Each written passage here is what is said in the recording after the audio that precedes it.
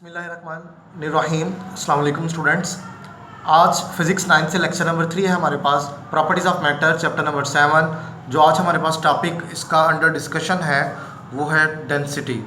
तो स्टूडेंट, जो density word है वो वर्ड डेंस से ड्राइव्ड किया गया है, जिसका मतलब होता है सख्त। डेफिनेशन सबसे पहले इसकी देखेंगे। डेफिनेशन जो है इसकी वो है mass per unit volume, means के मैस ओवर वॉल्यूम। तो स्टूडेंट्स, डेंसिटी का मतलब क्या है, यहाँ पे क्यों पढ़ रहे हैं इसको? स्टूडेंट्स, डेंसिटी का मतलब होता है कि कुछ चीज़ कितनी लाइटर है, कुछ चीज़ कितनी हैवियर है। इसकी एग्जांपल के लिए मैं आप लोगों के सामने कुछ मटेरियल्स रखे हैं, जिनमें सबसे पहले आपके पास वुड पड़ा हुआ है, देन सामने आपके आयरन है, फिर कॉटन है। स्टूडेंट्स, आप लोग देख रहे होंगे कि कॉटन है जो स्पेस कवर की हुई है वो सबसे ज़्यादा है, देन आपके पास वुड है, देन लास्ट पे आपके पास आयरन है। एक्चुअली देखने में हमें कॉटन सबसे ज़्यादा नज़र आ रहा है, वुड बाद में, और सबसे जो कम नज़र आ रहा है वो हमारे पास आयरन है। लेकिन स्टूडेंट्स, हमारे पास, मैंने अगर इनको वो सपोज करके चलूँ तो जो इनका मैस है मेरे पास, मैं सपोज कर लेता हूँ कि तीनों का वो 1 kg है।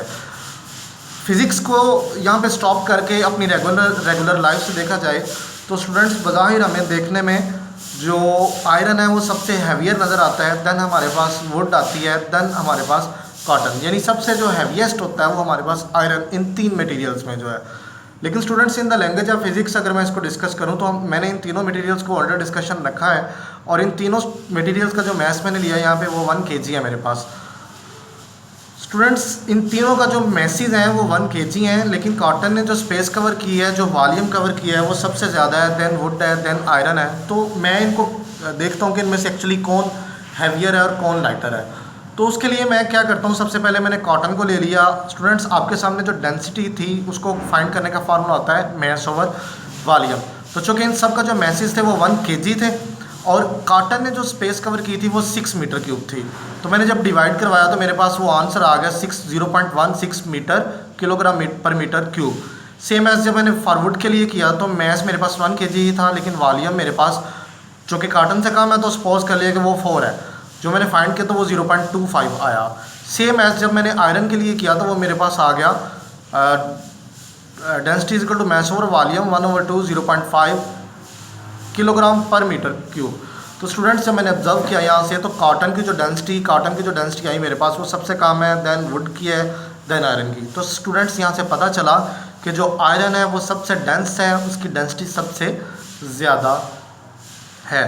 इसको अंडरस्टैंड करने के लिए स्टूडेंट्स, मेरे पास एक क्वेश्चन है यहाँ पे further. Find the density of 5 litre of water if it's mass is 5 kg। मैंने वाटर की डेंसिटी फाइंड करनी है, और वो कितना वाटर मेरे पास मौजूद है, 5 लीटर ऑफ वाटर है, और उसका मैस भी मेरे पास मौजूद है, तो उसकी मैंने डेंसिटी फाइंड करनी है। तो आपको पता है कि मैंने वॉल्यूम यहाँ पे ले लिया 5 लीटर, और चूँकि आपको पता है कि 1 लीटर जो है यहाँ पे मेरे पास होता है 10⁻³ मीटर क्यूब। मैंने लीटर को मीटर क्यूब में कन्वर्ट किया कि लीटर कितने मीटर क्यूब में आ सकते हैं, तो वो मैंने फाइंड किया तो मेरे पास आ गया 5 × 10⁻³ मीटर क्यूब। मैस मेरे पास मौजूद था 5 kg। डेंसिटी मैंने फाइंड करनी थी, स्टूडेंट्स वैल्यूज रिप्लेस की, तो ये मेरे पास आ गया 1000 kilogram per metre cube, students, जो कि वाटर की डेंसिटी है। आप किसी भी मटेरियल की यहाँ से इस तरह से डेंसिटी फाइंड कर सकते हैं, अगर आपको पता है कि वो कितनी स्पेस ले रहा है और आपके पास उसका कितना मैस है। अगर आप स्टूडेंट्स यहाँ पे 2 लीटर ऑफ वाटर के लिए करेंगे, देन भी आपके पास जो आंसर इसका आएगा वो 1000 ही आएगा। आप यहाँ पे 100 लीटर के लिए रख लें, 1000 लीटर के लिए रख लें, आपके पास जो वाटर की डेंसिटी है वो चेंज नहीं होगी, वो आपके पास ऑलवेज 1000 किलोग्राम मीटर पर क्यूब आएगी। स्टूडेंट्स, यहाँ पे मेरे पास एक इसका टेबल है, बुक पे ये मेंशन है, ये आपने टेबल इसको लर्न करना है फॉर MCQ। आप इसको प्रिपेयर करेंगे कल के लेक्चर के लिए। कल के लेक्चर तक अगर आपको इसकी समझ आ जाएगी, अगर आप इसको प्रिपेयर कर लेंगे, देन इसको अदर न्यूमेरिकल्स करने के लिए डिफरेंट मटेरियल्स की जो डेंसिटी है वो यूज़ होगी। ऑलमोस्ट एक MCQs या एक से ज़्यादा MCQs जो है वो बोर्ड के पेपर में आता है। उसके बाद स्टूडेंट्स, मेरे पास एग्जाम्पल नंबर है 7.1, जिसमें लिखा गया है the mass of 200 cm³ of a stone means यहाँ पे पत्थर है, इज़ 500 ग्राम। तो उसकी डेंसिटी फाइंड करनी है। स्टूडेंट्स, यहाँ पे मेरे पास मैस जो है वो 500 ग्राम है, वॉल्यूम मेरे पास 200 cm³ है, तो जब मैं इसकी डेंसिटी फाइंड करूँगा तो ये मेरे पास आ जाएगी 2.5 ग्राम पर क्यूबिक मीटर पर सेंटीमीटर क्यूब। तो डेंसिटी मेरे पास यहाँ पे इसकी ऑब्टेन हो चुकी है।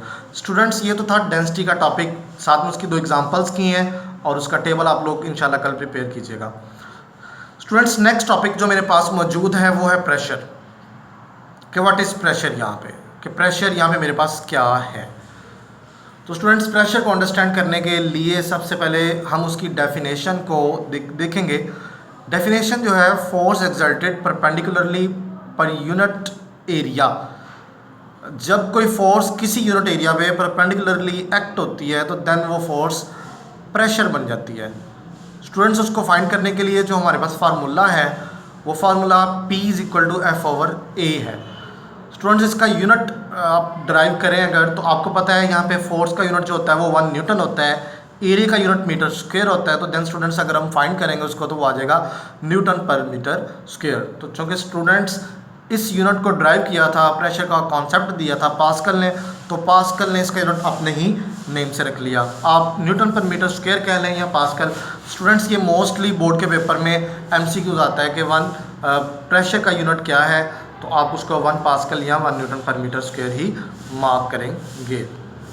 उसके बाद स्टूडेंट्स मेरे पास इसकी एग्जांपल है यहाँ पे।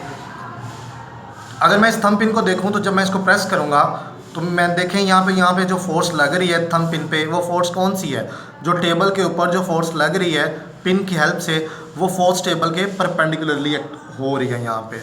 तो स्टूडेंट्स यहाँ पे जो एग्जांपल ली गई है, drawing pin with a sharp tip. Sharp mean Tej tip है, इसकी टिप कार्नर होता है इसका, enters easily when press on the wooden board. तो स्टूडेंट्स अगर इस पिन का जो टिप है अगर उसका एरिया ज़्यादा होता तो इसको प्रेस करना मुश्किल था, ज़्यादा प्रेशर से इसको हम कम अंदर लेके जा सकते थे। देन यहाँ पे चूँकि उसका टिप का जो वॉल्यूम है, एरिया है, वो कम है, सो इसको प्रेस करना ईजी है देन ग्रेटर एरिया। तो स्टूडेंट्स यहाँ पे हमारे पास एक स्टेटमेंट है, smaller is the area larger will be the pressure. तो स्टूडेंट्स जितना यहाँ पे स्मॉल एरिया होगा हमारी टिप का, तो उससे जो हमें प्रेशर ऑब्टेन होगा वो ज़्यादा होगा। जितना ज़्यादा इसका एरिया होगा उतना ही कम इसका यहाँ पे प्रेशर ऑब्टेन होगा मेरे पास। स्टूडेंट्स यहाँ पे एक टॉपिक था डेंसिटी, जो आपको आते ही आज स्टार्ट दिया है, उसके यूनिट की तरफ चलते हैं। फार्मूला है उसका रो, इसको स्टूडेंट्स रीड किया जाता है, ये लाइक पी की तरह का होता है, लेकिन एग्जैक्ट पी नहीं है ये, जैसे स्मॉल पी लिखते हैं उस तरह का, और वो इक्वल है मैस ओवर वॉल्यूम।